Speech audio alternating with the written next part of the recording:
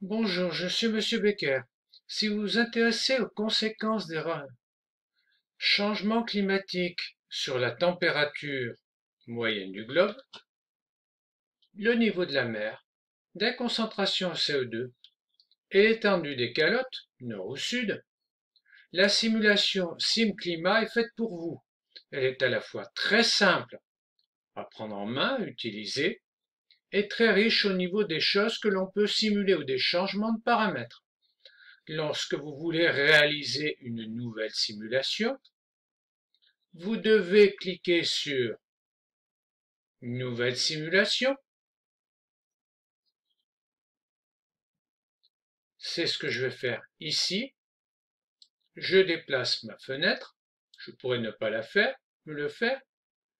J'ai le choix et je dois établir le choix de l'état initial. Donc je peux choisir le monde en 1750, c'est-à-dire avant la révolution industrielle, ou l'époque actuelle, par exemple ici, pour simuler ce qui va se passer dans le futur. Une fois que j'ai fait ça, je vais choisir la durée de la simulation. 500 ans, c'est très bien, mais si je veux en changer, ne m'intéresser, il suffit de cliquer ici, comme ceci. Si je n'ai pas la valeur qui m'intéresse, je peux la taper manuellement. Donc, je choisis l'état initial, c'est-à-dire le début de la simulation, et je valide. La première étape est complétée. Si on s'intéresse, si on s'appuie sur le fait qu'au cours du quaternaire, c'est-à-dire au cours du dernier million d'années, ont alterné des périodes chaudes et froides, l'étude des paramètres astronomiques est tout indiquée, puisqu'ils ont changé au cours de cette période, au cours du dernier million d'années. Donc, vous avez le choix, si vous ne, entre l'époque actuelle, comme ceci, et une autre pour la distance Terre-Soleil. Si vous ne changez rien, ce sont les valeurs actuelles ou les valeurs en 2007 qui seront considérées, qui seront prises en compte. Je peux changer la puissance solaire. La Terre, lorsqu'elle a été jeune, émettait beaucoup moins d'énergie. Elle en mettra beaucoup plus dans quelques milliards d'années. Donc, même chose, je peux régler sur l'époque actuelle, qu'au moment de la création de la Terre, c'est-à-dire 0, ou choisir une autre valeur. Je vais choisir l'époque actuelle, excentricité de l'orbite, toujours la même chose, époque actuelle, valeur minimale, maximale, une autre valeur, là je choisis mes propres valeurs, et si je ne comprends pas quelque chose, comme le mot excentricité, j'ai une explication qui apparaît en dessous. Donc l'excentricité ou ellipsité, il faut savoir que l'orbite de la Terre a été plus ou moins elliptique et que ce caractère plus ou moins elliptique a changé au cours des centaines de milliers d'années, ou des dernières centaines de milliers d'années. Je peux m'intéresser à l'obésité. La Terre se comporte comme une toupie elle tourne sur son axe et la toupie peut être, ou la Terre en l'occurrence, plus ou moins inclinée vers le Soleil. C'est ce qui apparaît ici. Je peux aussi choisir la précession des équinoxes, c'est-à-dire est-ce que l'hiver dans l'hémisphère nord était au plus près du Soleil ou au contraire au plus loin.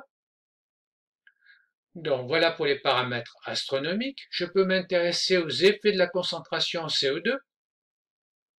Même chose, j'ai le choix entre la valeur actuelle, comme ceci, des valeurs fixes préétablies ou d'autres, donc volcanisme, émissions humaines, puis de CO2, altération continentale. Il faut savoir que l'altération consomme du CO2, stockage par les végétaux. Donc là, je peux choisir, faire varier mes paramètres. Même chose en jouant sur ces deux flèches. Il y a plusieurs possibilités. Ici, je vais choisir une réduction de moitié de mes émissions. Je peux aussi m'intéresser aux rétroactions climatiques, c'est-à-dire à l'amplification ou à la réduction des augmentations de température ou des diminutions de température, soit par la surface du sol. Donc j'ai le choix entre l'albédo actuel. Donc là, quand je m'intéresse aux rétroactions, il faut que je débranche la rétroaction, choisir la valeur actuelle. Là, je la lis directement. Albédo de la glace, il faut savoir que la glace renvoie une très grande partie des rayons du soleil vers le sol. La glace se comporte comme un miroir presque parfait. Choisir celle d'un sol ordinaire, une valeur. Même chose, on peut s'intéresser à l'absorption du CO2 ou des effets de l'absorption du CO2 par les océans. Je peux choisir des valeurs actuelles ou en changer. Effet de la végétation.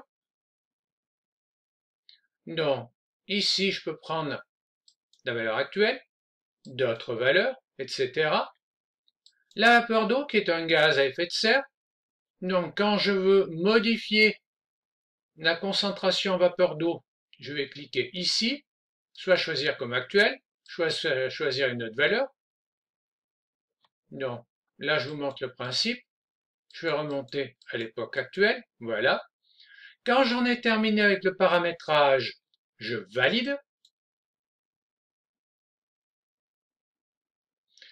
Je vais donc pouvoir lire l'évolution de la température entre l'époque actuelle et plus de 1500, l'évolution du niveau de la mer entre l'époque actuelle et plus de 1500, puisque j'ai choisi 500 ans, une période de 500 ans pour la simulation. Même chose pour la concentration en CO2 et pour l'évolution de la latitude D. Et calotte. Vous remarquerez ici que je n'ai fait qu'une seule simulation. Lorsqu'on s'intéresse à un paramètre, il faut absolument réaliser un témoin. Donc, là, en l'occurrence, en ce qui me concerne, le témoin, c'est l'époque actuelle. J'ai donc deux solutions. Soit je clique sur Nouvelle simulation, auquel cas, ce que j'observe ici disparaît. Ou bien, je demande à superposer les courbes, comme ceci. Donc, si je veux réaliser un témoin et un témoin correspondant à l'époque actuelle, je vais ne rien changer, je ne change absolument rien, comme ceci. Quand je fais ça, je vois apparaître une deuxième courbe de température, deuxième courbe de niveau de la mer, deuxième courbe de concentration, deuxième courbe d'évolution des calottes. Donc, il est extrêmement important de réaliser des témoins. Là, je vois le nom de mes deux simulations, j'aurais pu aussi en changer. Je vous remercie, c'est tout pour aujourd'hui.